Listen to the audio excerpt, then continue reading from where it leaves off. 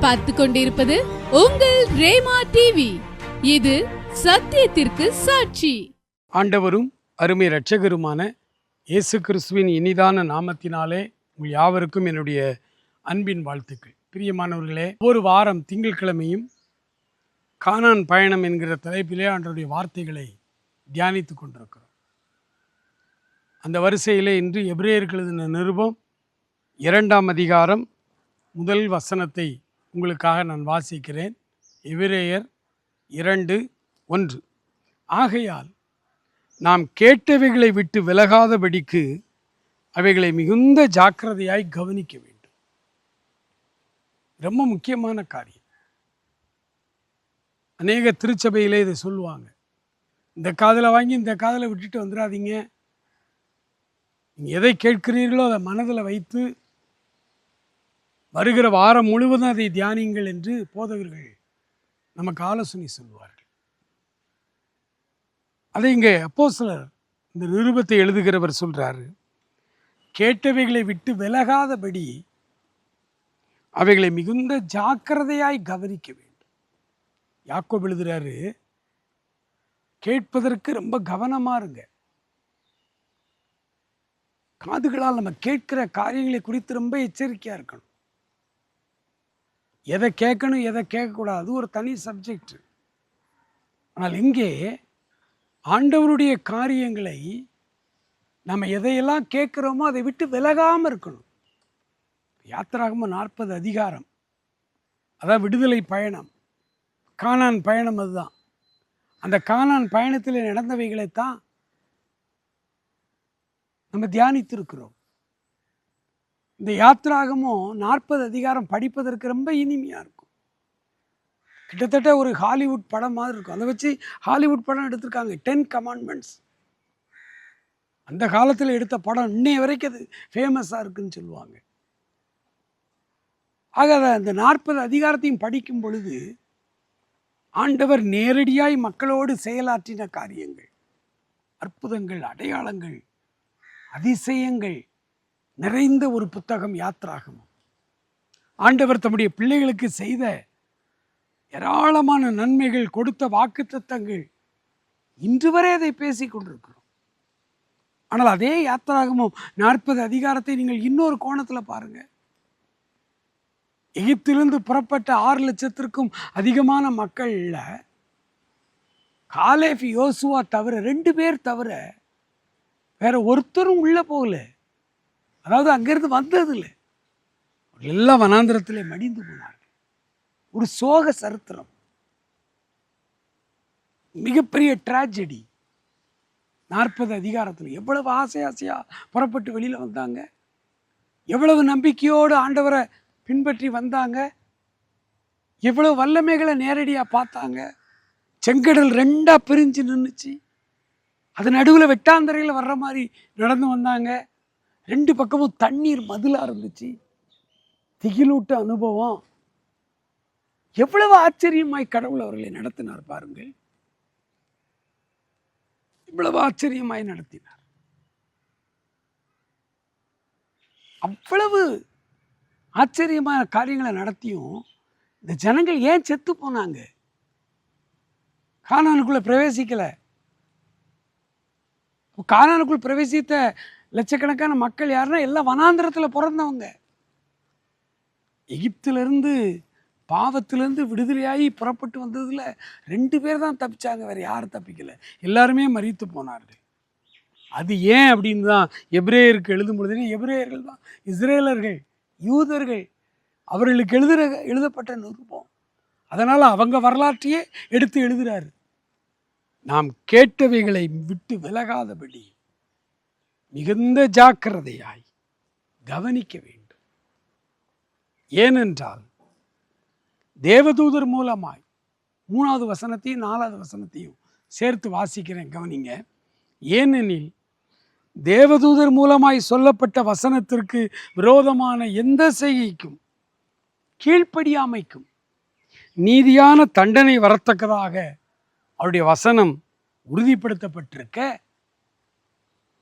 முதலாவது கர்த்தர் மூலமாய் அறிவிக்கப்பட்டு பின்பு அவரிடத்தில் கேட்டவர்களாலே நமக்கு உறுதியாக்கப்பட்டதும், அடையாளங்களினாலும் அற்புதங்களினாலும் பலவிதமான பலத்த செய்கைகளினாலும் தம்முடைய சித்தத்தின்படி பகிர்ந்து கொடுத்த பரிசுத்த ஆவியின் வரங்களினாலும் தேவன் தாமே சாட்சி கொடுத்ததுமாய் இருக்கிற இவ்வளவு பெரிதான ரட்சிப்பை குறித்து நாம் கவலையற்று இருப்போமானால் தண்டனைக்கு எப்படி தப்பித்துக் கொள்வோம்? பிரியமானவர்களே, முதல்ல கர்த்தர் பேசினார். மோசையிடத்திலே முச்செடியிலே ஆண்டவர் கடவுள் பேசினார் நேரடியாய். அந்த நேரடியாய் கேட்ட மோசே வந்து ஜனங்களிடத்திலே பேசுகிறார். இந்த இடத்துல பாருங்க, கர்த்தர் மூலமாய் முதலாவது அறிவிக்கப்பட்டு அவரிடத்தில் கேட்டவர்களாலேயே நமக்கு உறுதிப்படுத்தப்பட்டிருக்கிற அடையாளங்களினாலும் அற்புதங்களினாலும் பலவிதமான பலத்த செய்கைகளினாலும் உறுதிப்படுத்தப்பட்டிருந்த இவ்வளவு சாட்சி, இவ்வளவு பெரிய ரட்சிப்பை குறித்து நாம் கவலையற்று வாழ முடியுமா? பிரியமானவர்களே, இதைத்தான் ரஃபா கேட்டார் யோவான் ஸ்நானகன். விரியம்பாம்பு குட்டிகளே, வரும் கோபத்துக்கு தப்பித்துக் கொள்ள உங்களுக்கு வழிகாட்டினது யார்? எபிரேய நிர்வாகியும் அதை சாப்பிட்டா கேட்கிறார். இவ்வளவு பெரிதான ரட்சிப்பை குறித்து நாம் கவலையற்று இருப்போமானால் வரப்போகிற தண்டனைக்கு எப்படி தப்பித்துக் கொள்வோம்? இந்த உலகம் ஆக்கினைக்குள்ளாய் தீர்க்கப்பட்டு வைக்கப்பட்டிருக்கிறது. என்றைக்கு இந்த உலகம் அழியும் தெரியாது. உலகத்தின் பெரிய பெரிய அறிவாளிகள், அறிவியல் அறிஞர்கள் பயந்து கொண்டிருக்கிறார்கள். ஒரு நாள் இந்த பூமி திடீரென்று தீப்பற்றி எரியும் என்று அவர்கள் சொல்லுகிறார்கள். இவர்கள் சொல்கிறதற்கு 2000 ஆண்டுகளுக்கு முன்பே பேதுரு எழுதி வைத்திருக்கிறார். அந்த வார்த்தையினாலே இப்பொழுது இருக்கிற வானங்களும் பூமியும் அக்கினிக்கு இரையாய் வைக்கப்பட்டிருக்கிறது. குளோபல் வார்மிங், எப்போ வேணாலும் இந்த பூமி பற்றி எரியும்.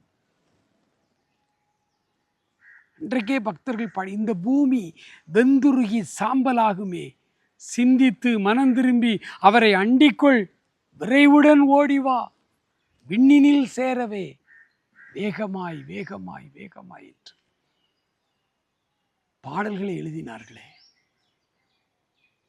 எனக்கு அன்பானவர்களே, நாம் எவ்வளவு ஜாக்கிரதையோடு இந்த காலத்தில் இருக்கணும் பாருங்க. விண்ணக வாழ்வு சமீபித்திருக்கிறது. மனம் திரும்புங்கள், பரலோக ராஜ்யம் சமீபித்திருக்கிறது.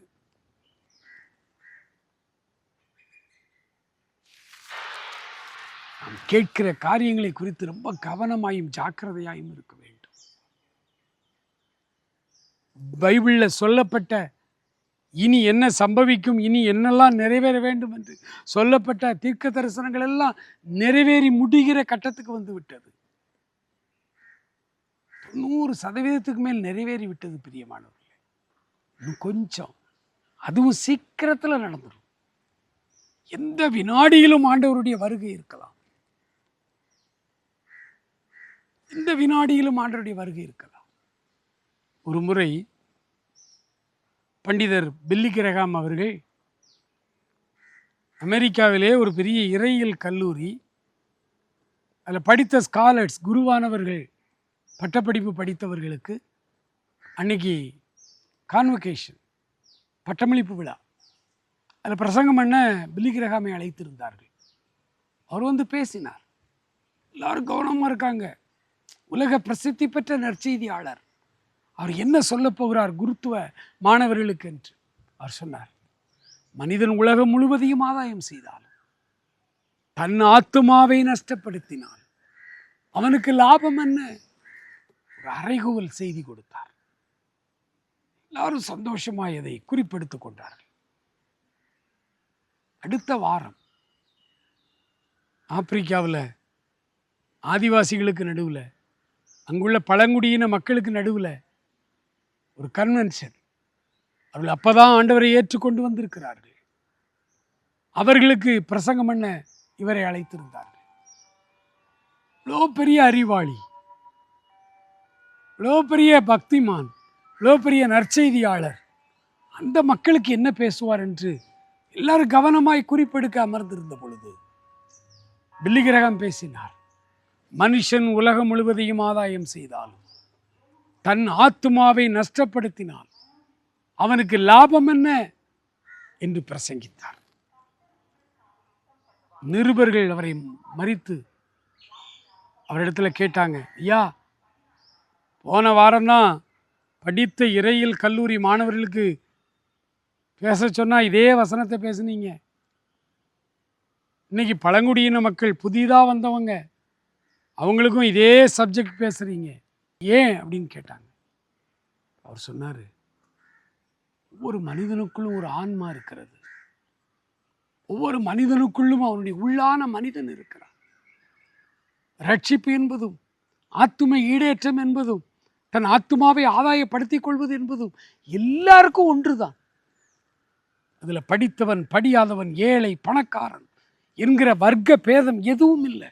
எல்லாருக்குள்ளும் இருக்க ஆத்துமா ஒன்றுதான். அந்த ஆத்துமா அறிவுள்ளதாய் மாறணும், அந்த ஆத்துமா ஈடேற வேண்டும், அந்த ஆத்துமா ரட்சிக்கப்பட வேண்டும். அது ரட்சிக்கப்படாமல் இந்த மனிதன் எவ்வளவு பெரிய மனிதனாய் வாழ்ந்தாலும் அவனுக்கு என்ன லாபம்? செய்தி ஒன்றுதான், செய்தி ஒன்றுதான். பரலோக யாத்திரையிலே, கானான் பயணத்திலே வருகிற ஒவ்வொருவருக்கும் செய்தி ஒன்றுதான். கேட்டவைகளை குறித்து மிக ஜாக்கிரதையாயிருங்கள், அதை விட்டு விலகாதிருங்கள். இவ்வளோ பெரிய ரட்சிப்பை குறித்து நீங்கள் கவலையற்று இருப்பீர்களானால் வரப்போகிற தண்டனைக்கு எப்படி தப்பித்துக் கொள்ள முடியும்? எப்படி தப்பித்துக் கொள்ள முடியும்? எனக்கு அன்பானவர்களே, வாழ்க்கையை குறித்து மிகுந்த ஜாக்கிரதையாயிருங்கள். வாழ்க்கையை குறித்து மிகுந்த எச்சரிக்கையாயிருங்கள். அவருடைய வேதம் சொல்லுகிறது, நாட்கள் சமீபித்து வருகிறது, நாட்கள் பொல்லாதவைகளாயிருக்கிறது, நாட்கள் சமீபித்து வருகிறது. வர வர காலங்கள் கொடிதாய்தான் மாறும். 26வது வருடம் 25வது வருடத்தை விட மோசமாத்தான் இருக்கும். வெயில் அதிகரிக்கத்தான் செய்யும், பருவ காலங்கள் தப்பித்தான் போகும். ஏனென்றால் ஆண்டவருடைய வருகை சமீபம், ஆண்டவருடைய வருகை சமீபம். இனி காலம் செல்லாது, இனி காலம் செல்லாது. தேசங்களிலே, அரசியலிலே, சமுதாய வாழ்விலே மாற்றங்கள் வந்து கொண்டே இருக்கிறது. இதெல்லாம் கிருபையின் வாசல் அடைபடுவதற்கான ஒரு காரணம். தமிழ்நாடு மிகவும் ஒரு அபாயகரமான நிலைமைக்கு நேராய் போய் கொண்டிருக்கிறது. இனம் புரியாத ஒரு இருள் நோக்கி தமிழ்நாடு போய் கொண்டிருக்கிறது. அன்பானவர்களே, மனம் திரும்புங்கள், மனம் திரும்புங்கள். பரலோக ராஜ்யம் சமீபித்திருக்கிறது. மனம் திரும்புங்கள். சொல்றாரு எபிரேய நிர்வாகியோன், அவர்கள் கேட்கவில்லையா என்று கேட்கிறேன். வனாந்தரத்தில் இஸ்ரேல் ஜனங்கள் நடந்து வரும் பொழுது அவர்கள் கேட்கவில்லையா? கேட்டார்கள், கேட்டார்கள். எபிரேயர் 4ஆம் அதிகாரத்திலே முதல் 2 வசனத்தை உங்களுக்காக நான் வாசிக்கிறேன். ஆனபடியினாலே அவருடைய இளைப்பாறுதலில் பிரவேசிக்கிறதற்கு ஏதுவான வாக்குத்தத்தம் நமக்கு உண்டாயிருக்க, உங்களில் ஒருவனும் அதை அடையாமல் பின்வாங்கி போனவனாக காணப்படாதபடிக்கு பயந்திருக்க கடவுள். அவருடைய இளைப்பாறுதலிலே, அதாவது பரம கானானுக்கு செல்கிற அந்த ஸ்லாக்கியம், வாக்குத்தத்தம் நமக்கு உண்டாயிருக்கிறபடியினால அதை நாம் இழந்து விடக்கூடாது. பயத்தோடு நடுக்கத்தோடு காணப்படுங்கள் என்று 4ஆம் அதிகாரம் 1 வசனத்தில் அவர் சொல்லுகிறார். சொல்லிட்டு ஏன் அப்படி சொன்னேன் தெரியுமா? 2வது வசனம் சொல்லுது, ஏனெனில் சுவிசேஷம் அவர்களுக்கு அறிவிக்கப்பட்டது போல நமக்கும் அறிவிக்கப்பட்டது. ஆனால் வனாந்தரத்தில் கேட்டவர்கள் விசுவாசம் இல்லாமல் கேட்டபடியினால் அவர்கள் கேட்ட வசனம் அவர்களுக்கு பிரயோஜனப்படவில்லை. ஒரு திரள் கூட்ட மக்கள் கூடியிருக்கிறாங்க. தினகரன் ஐயா பிரசங்கத்துக்கு வர்றாங்க. நான் அந்த காலத்து 80களில் நடந்த இயேசு அழைக்கிற கூட்டங்களை பற்றி சொல்கிறேன். திரள் கூட்ட மக்கள் வந்தார்கள். தேவ மனிதராகிய அப்போஸ்தலனாகிய டிஜிஎஸ் ஐயாவும் வந்தார். ஊழியங்கள் நடந்தது. அநேகர் தொடப்பட்டார்கள், அநேகர் குணமாக்கப்பட்டார்கள். ஆனால் அநேகர் வியாதியோடு வந்து குணப்படாமல் போனார்கள். யார் அவர்கள்? பிரசங்கம் எல்லாருக்கும் தான் அவர் பண்ணினார். சுகமளிக்கும் வல்லமை எல்லாருக்கும் உண்டு என்றுதான் அவர் சொன்னார்.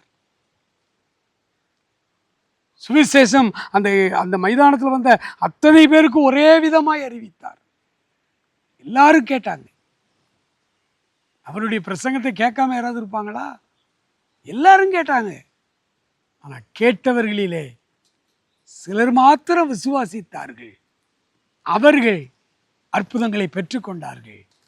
ஆனால் கேட்டவர்கள் பலர் விசுவாசம் இல்லாமல் கேட்டுக்கொண்டிருந்தபடியினாலே அவர்கள் கேட்ட வசனம் அவர்களுக்கு உதவி செய்யவில்லை, பிரயோஜனப்படவில்லை. கண்பானவர்களே, நீங்களும் நானும் எத்தனை வார்த்தைகளை கேட்கிறோம். முன்னாடி எல்லாம் பிரசித்தி பெற்ற ஊழியர்கள் என்னைக்காவது நம்ம ஊருக்கு வருவாங்க. 4 ஆண்டுகளுக்கு ஒரு முறை கூட்டமாக போவோம். இப்போ அப்படி இல்லை. டெலிவிஷனில் ஒரு பட்டன் அமுக்குனா உலகத்தின் எந்த தலை சிறந்த பிரசங்கருடைய பிரசங்கத்தை வீட்டில் உட்காந்துக்கிட்டே கேட்கலாம், ஹாலில் சாப்பிட்டுக்கிட்டே கேட்கலாம், ஹாலில் உட்காந்துக்கிட்டே கேட்கலாம். உலகத்தில் அத்தனை பிரசங்கருடைய பிரசங்கங்களும் இன்னைக்கு வீட்டுக்குள்ளே வந்துருச்சு. ஆனால் விசுவாசத்தோடு கேட்கிறோமா? வீட்டுக்குள்ளே அமர்ந்து கொண்டு நம்ம கேட்கிற காரியங்களை குறித்து கவனமா இருங்க. நமது விசுவாசத்தோடு கேட்டால் நம்ம கேட்கிற வசனம் நமக்கு பிரயோஜனம். இவ்வளவு ஏன், நம்முடைய தாய்மொழியாம் தமிழ் மொழியில வேதாகமும் நம்முடைய கைகளில் கொடுக்கப்பட்டிருக்கிறது. நீங்க நினைச்சா எப்போ வேணாலும் படிக்கலாம், எப்போ வேணாலும் எடுத்து வாசிக்கலாம். நம்முடைய பிள்ளைகள் ஆங்கில மீடியத்தில் படித்தா ஆங்கிலத்தில் ஏராளமான டிரான்ஸ்லேட் பண்ணப்பட்ட பைபிள் இருக்குது. எப்போ நினைச்சாலும் கர்த்தருடைய வார்த்தையை நம்ம படிக்கலாம். அந்த காலத்தில் கர்த்தருடைய வார்த்தை அரூபமாக இருந்துச்சான், சாமுவேல் தீர்க்கதரிசி காலத்தில். இன்னைக்கு அப்படி இல்லை. இன்னைக்கு எல்லாமே கையில் வந்துருச்சு. எப்போ வேணாலும் கர்த்தருடைய வார்த்தையை படிக்கலாம். அது பெருசு இல்லை. வேதத்தை வாசிக்கும் பொழுது அதை விசுவாசத்தோடு நீங்கள் இந்த வசனத்தை கேட்டாதான் அது உங்களுக்கு பிரயோஜனப்படும். தேவனுடைய வார்த்தையை விசுவாசத்தோடு கேளுங்க. எபிரேயர் 4ஆம் அதிகாரம் 3வது வசனத்தை வாசிக்கிறேன். விசுவாசித்தவர்களாகிய நாமோ அந்த இளைப்பாறுதலில் பிரவேசிக்கிறோம். அவருடைய கிரியைகள் உலக தோற்றம் முதல் முடிந்திருந்தும் என்னுடைய இளைப்பாறுதலில் அவர்கள் பிரவேசிப்பதில்லை என்று என்னுடைய கோபத்திலே ஆணையிட்டேன் என்றார். அவர்கள் இளைப்பாறுதலிலே பிரவேசிக்காமல் போனார்கள். 40 ஆண்டு காலம் வனாந்திரத்திலே நடந்து வந்தார்கள். ஆனால் அந்த இளைப்பாறுதலில் அவங்க பிரவேசிக்கலை. இதற்கு எதற்கு அடையாளமாக இருக்கு அப்படின்னா, அந்த மோசே மூலமாய் வந்த கர்த்தருடைய வார்த்தைகளை அவர்கள் விசுவாசிக்கவில்லை. இன்னைக்கு வேதாகமும் எல்லாருடைய வீட்டுக்குள்ளும் இருக்கிறது. எப்ப நீங்க நினைச்சாலும் கர்த்தருடைய வார்த்தையை புரிந்து கொள்ளலாம், வாசிக்க முடியும். ஆனால் விசுவாசத்தோடு இவ்வளவு பேர் வாசிக்கிறோம். ரொம்ப பேருக்கு வெளியில சொல்லணும், நான் 10 தடவை பைபிளை படிச்சு முடிச்சிட்டேன், 5 தடவை பைபிளை படிச்சு முடிச்சிட்டேன் அப்படின்னு சொல்றதுல ஒரு இன்பம். ஆனால் வேதம் சொல்லுகிறது, எத்தனை முறை பைபிள் படித்தோங்கிறது முக்கியம் இல்லை, எப்படி படித்தோம் அப்படிங்கிறது முக்கியம். வார்த்தைகள் சண்டே கிளாஸில் சொல்லி தருவாங்க. பவுல் தீமோத்தேயுக்கு எழுதின கடிதம், யாருக்கு எழுதின கடிதம் கேட்பாங்க. மாணவர்கள் சொல்லுவாங்க, பவுல் தீமோத்தேயுக்கு எழுதினாரு. ஆனால் அதில் ஒரு மாணவன் சொன்னான், ஆண்டவர் எனக்கு எழுதின கடிதம் என்று சொன்னான். ஆசிரியருடைய கண்களிலே கண்ணீர். எப்போதும் பைபிள் படிக்கும் பொழுது இது என் ஆண்டவர் எனக்கு எழுதி கொடுத்த கடிதம். ஆண்டவர் என்னோடு எனக்கு கடிதம் எழுதியிருக்கிறார்னு சொல்லி நீங்கள் வாசிப்பார். அந்த காலத்தில் உள்ள பெரியவர்களுக்கு தெரியும். நம்ம ஹாஸ்டலில் இருப்போம், அப்பா அம்மா கடிதம் போடுவாங்க. அந்த கடிதத்தை வாசிக்கும் பொழுது அப்பாவே அந்த வார்த்தைகளை எழுதுனதுனால அப்பாவே நம்மகிட்ட பேசுன மாதிரி இருக்கும். ஏன்னா அவருடைய ஹேண்ட் ரைட்டிங், அவருடைய உள்ளம் அதில் இருக்கும். அதை வாசிக்கும் பொழுது அவருடைய குரலே நம்ம கேட்குற மாதிரி ஒரு ஃபீல் இருக்கும். அதே போல இந்த புத்தகத்தை படிக்கும் பொழுது இது எபிரேயருக்கு எழுதினது. நான் எபிரேயன் கிடையாது, நான் தமிழன். இது எபிரேயருக்கு தானே எழுதினார். அப்படி படிக்காமல் கடவுள் எனக்கு எழுதின கடிதம், ஆண்டவர் என்ன மகனாகி எனக்கு எழுதின அப்பா எழுதின கடிதம் என்று சொல்லி இந்த வார்த்தைகளை எப்போ நீங்கள் எடுத்து வாசித்தால் அந்த வார்த்தை உங்களோடு பேசும். ஆண்டவர் நம்மோடு கூட பேசுகிறவர். ஆகவேதான் இந்த பரலோக பயணத்திலே நம்ம மிகுந்த ஜாக்கிரதையாக இருக்கணும். அவனுடைய சமூகத்தில் நம்ம கேட்க போகிற ஆண்டவரே, விசுவாசத்தோடு இந்த வார்த்தைகளை நான் ஒவ்வொரு நாளும் வாசிக்க நீர் என்னோடு கூட நேரடியாய் பேசுகிற ஒரு அனுபவம் எனக்கு வேண்டும். ஆதி காலத்தில் நடராஜ முதலியார் ஒரு பாடல் பாடினார். சாராள் நவரோஜி அவர்கள் எழுதியிருந்தார்கள், இயற்கையில் எங்கெல்லாமோ தேடி பார்த்தேன், ஆண்டவரை காணும். இந்த உலகத்தில் உள்ள காற்றை கேட்டேன், மேகத்தை கேட்டேன், மலைகளை கேட்டேன், அருவியை கேட்டேன், எல்லாத்திலையும் கேட்டு பார்த்துட்டேன். என் ஆண்டவர் இருக்கிற இடத்த சொல்லுப்பான்னு எதுவுமே எனக்கு சொல்லலை. கடைசியா என் உள்ளம் உடைஞ்சி நான் திருமறை முன்னால் வந்து நின்று வசனத்தை வாசிக்கும் பொழுது பார்க்குறேன், எனக்கு முன்னால் அப்பான்னு இருக்கிறார். கண்களை மூடுவோமா? மகா இரக்கமுள்ள எங்கள் ஆண்டவரே, நன்றி நிறைந்த உள்ளத்தோடும் நாங்கள் துதிக்கிறோம், ஸ்தோத்திரிக்கிறோம்ப்பா. வசனங்களின் வழியாய் எங்களோடு கூட நீர் பேசுவதற்கு நாங்கள் விசுவாசத்தோடும் ஒரு எதிர்பார்ப்போடும் வசனத்தை வாசிக்க எங்களுக்கு உதவி செய்தார்கள். Thank you Lord. நாட்கள் கொடிதாகவும் நாட்கள் பொல்லாதவைகளாகவும் நாட்கள் குறுகினதாகவும் மாறியிருக்கிறபடியினால் ஆண்டவரே, உடைய வருகையிலே அந்த இளைப்பாறுதலிலே நாங்கள் பங்கெடுக்கும்படிக்கு எங்களுக்குள்ள ஏற்ற நம்பிக்கையை கொடுத்து விசுவாசத்தை கொடுத்து வேத வாக்கியங்களின் மூலமாய் எங்களோடு நீர் பேசும்படியாய் ஜெபிக்கிறோம்ப்பா. Thank you Lord. ஒவ்வொருவரையும் தொடுங்கப்பா, ஒவ்வொருவரையும் தொடும். செய்தியை கேட்டு ஜெபிக்கிற ஒவ்வொருவரையும் ஆசீர்வதி, காத்துக்கொள்ளும். இயேசு கிறிஸ்துவின் நல்ல நாமத்தில் ஜெபிக்கிறோம் எங்கள் அருமை பிதாவே. ஆமேன், ஆமேன்.